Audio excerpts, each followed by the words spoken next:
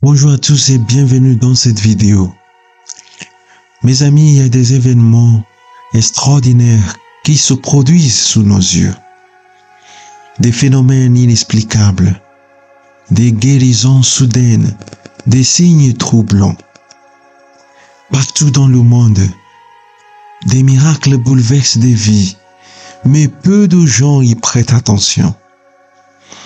Ce que vous allez découvrir dans cette vidéo pourrait bien changer votre perception du réel.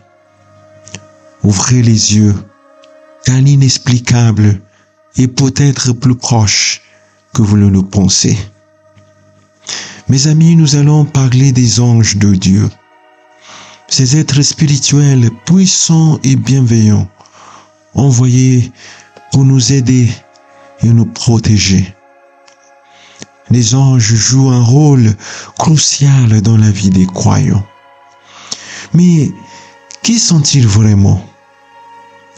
Le mot ange vient du grec angelos, qui signifie messager. Dans la Bible, ils sont mentionnés plus de 300 fois. Ce sont des êtres spirituels créés par Dieu, invisibles, mais bien réels. Le psaume 148 nous dit: louez-le, vous tous ces anges, louez-le, vous tous ces armées. Ils existent en grande multitude et sont organisés en hiérarchie. Saint Paul parle des trônes, domination, principauté et puissance. Colossiens chapitre 1 verset 16. Mais que font-ils? Quel est leur rôle dans notre monde et dans l'histoire du salut? Les anges passent leur temps à adorer Dieu. Isaïe a eu cette vision du trône divin. Il dit: je vis le Seigneur assis sur un trône très élevé. Des séraphins se tenaient au-dessus de lui. Ils criaient l'un à l'autre: Saint, Saint, Saint est le Seigneur de l'univers.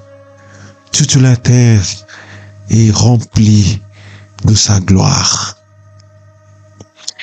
Parmi les missions des anges, il y a l'annonce des événements divins. Un ange annonce à Abraham la naissance de son fils Isaac.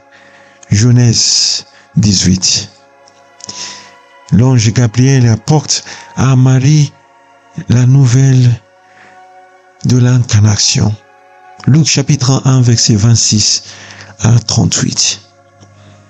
Des anges proclament la naissance de Jésus au berger. Luc chapitre 2, versets 9 à 14. À chaque moment clé de l'histoire du salut, les anges sont là, témoins et messagers de la volonté divine. Mais les anges ne sont pas là seulement pour délivrer des messages. Ils sont aussi là pour nous accompagner et nous protéger. Combien de fois avons-nous senti une aide invisible dans des moments difficiles? La Bible nous enseigne que Dieu envoie ses anges pour veiller sur nous. Le psaume 91 dit: car il donnera pour toi des ordres à ses anges, afin qu'ils te gardent dans toutes tes voies. Jésus nous confirme aussi leur présence en disant: nos anges dans les cieux voient sans cesse la face de mon Père. Matthieu chapitre 18, verset 10. Chaque être humain a un ange gardien, un compagnon spirituel qui veille sur lui, qui le guide et qui l'aide à combattre le mal. Mais attention, la protection des anges ne signifie pas que nous sommes exempts de tout danger. Parfois, Ils sont aussi envoyés pour nous aider dans un combat bien plus grand. Nous l'oublions parfois, mais nous sommes engagés dans un combat spirituel. Et dans ce combat, les anges sont nos alliés. Les anges ne sont pas seulement des messagers et des protecteurs. Ils sont aussi des guerriers. Dans l'Apocalypse, nous lisons « Il y eut un combat dans le ciel. Michel et ses anges combattirent contre le dragon. » Apocalypse 12, verset 7. Saint Michel est le chef de cette armée céleste. Il est invoqué depuis des siècles comme défenseur du peuple de Dieu.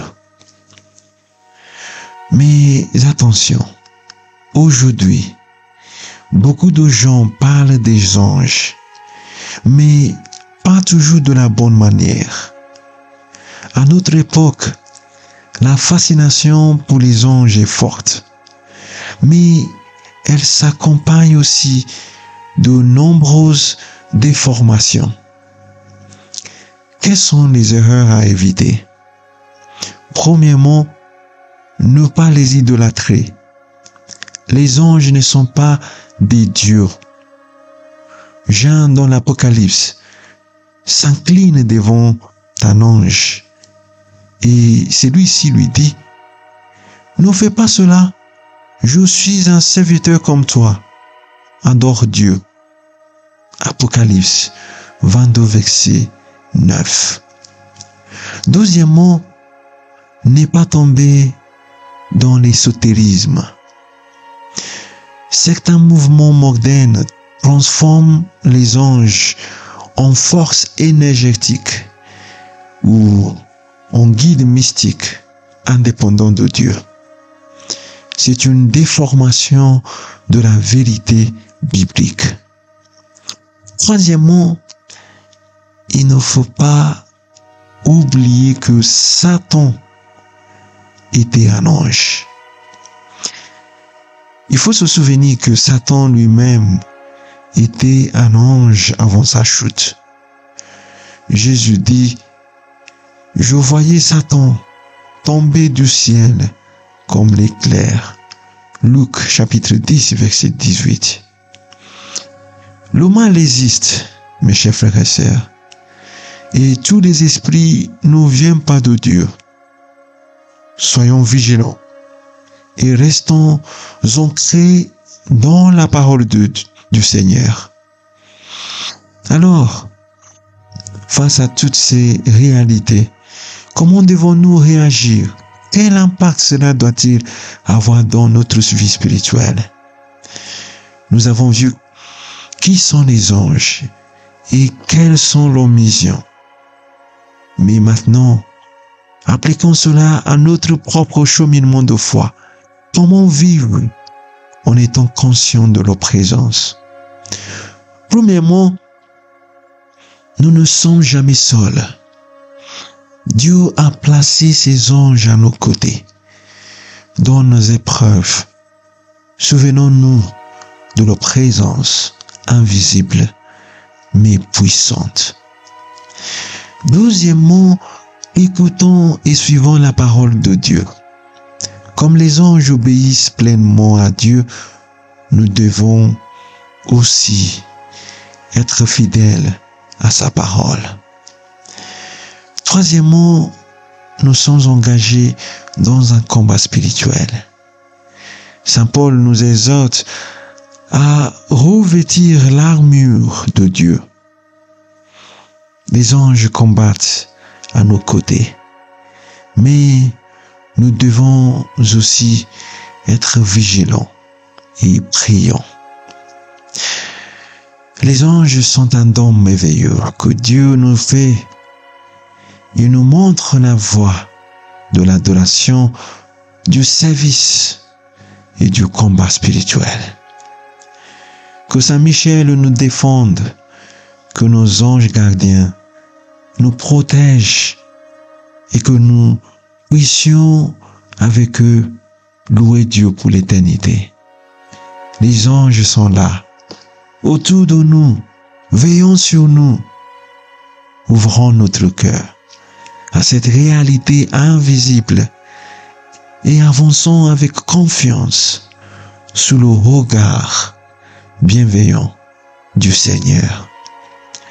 Pour conclure, mes chers frères et sœurs, prions ensemble.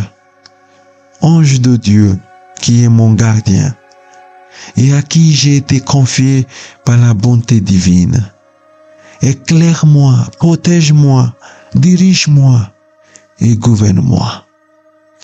Amen. Les anges sont des compagnons fidèles que Dieu met sur notre route. Leur mission est d'aider, de guider et de protéger, tout en nous rappelant que notre ultime espoir repose en Dieu seul. Si vous avez aimé cette vidéo, n'hésitez pas à la partager et à vous abonner. Que Dieu vous bénisse et que les anges vous accompagnent.